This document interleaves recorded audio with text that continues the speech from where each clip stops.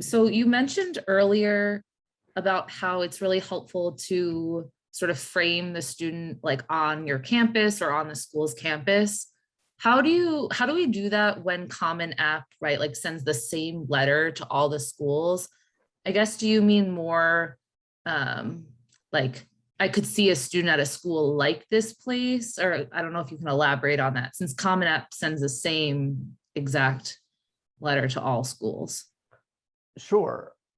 Again, I think that this is where it comes down to how well you know the student and how much the student has shared with you about their what they hope to achieve or what types of schools they're looking at. The first thing I asked the kids today I interviewed is I said to them, tell me the 3 or 4 must-haves a college, your ideal college should have, because I want to get in my head what when they're thinking college, are there,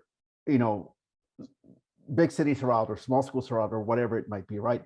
Some kids may not know, right?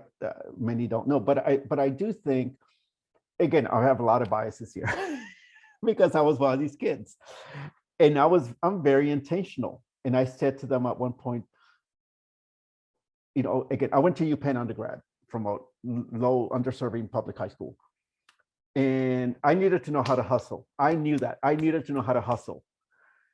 And so I think that to the extent that your student is asking you to write a letter for them, if you can get at least some minimum information out of them about a type of place, because the other component is not just the professors, but it's, again, I remember to this day, what is it, 37 years after, whatever, how intimidating it is to hear your peers in the classroom rattle off information, and you're like, whoa, what are they talking about? And I think it's those sort of things that I know are going to happen. And when you know they're going to happen, I'm thinking, has anyone spoken to them about this? Not to discourage them, but to teach them how to approach, because it took me, for example, a long time to get comfortable talking to a professor, or let alone a dean. You just don't do that. That's a thing you don't learn at many high schools. I think that's what kind of Heidi was talking about a little bit about the social learning and the sort of how do you react to this sort of environment that's going to be new. So again, Kaitlin, so I think that when you have a letter that you're writing for Common App, you can't make up stuff, right? You can't say, I think this kid is looking all over, but then I would just say, I can see them blossoming, or I can see them to the extent that you can actually visualize them at a type of place. I think anything you can provide to an admissions officer in terms of context, again, I'm big on numerators and denominators. Some kid asked me last week, what makes yours sound special? And I shot back. I said, well, I don't know what you consider special. Like I need to know more. And so what makes something special? What makes something whatever? Kaitlin, I think, maybe find out, I guess I would also say, I think when we look for things, it's teachers, we're a rigorous academic school.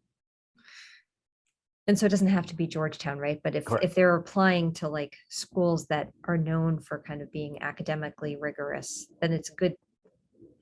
You don't have to write about how this kid's going to thrive in a Jesuit environment, because that's like a really unique thing to us. But like talking about how they thrive in kind of rigorous academic settings and rise to meet challenges and kind of welcome stuff like that. We'll like it. Also, Hopkins will like it. UPenn will like it. If you can provide examples as well, if you know them, of kids, of opportunities that students pursued independently. That's to me another trait that's very important. Again, especially if a student is coming from a school that has limited resources. Because again, what I've seen of my peers who were like me, you just have to look for opportunities, and you're wired a particular way, right? And I think that not everyone gets it immediately, which is fine. Sometimes you have to learn these kind of things. But if you know the student has sought out opportunities beyond your classroom, beyond the high school, again, at least that's telling me that the student is an active learner and is curious and is going to pursue more opportunities that are right in front of them.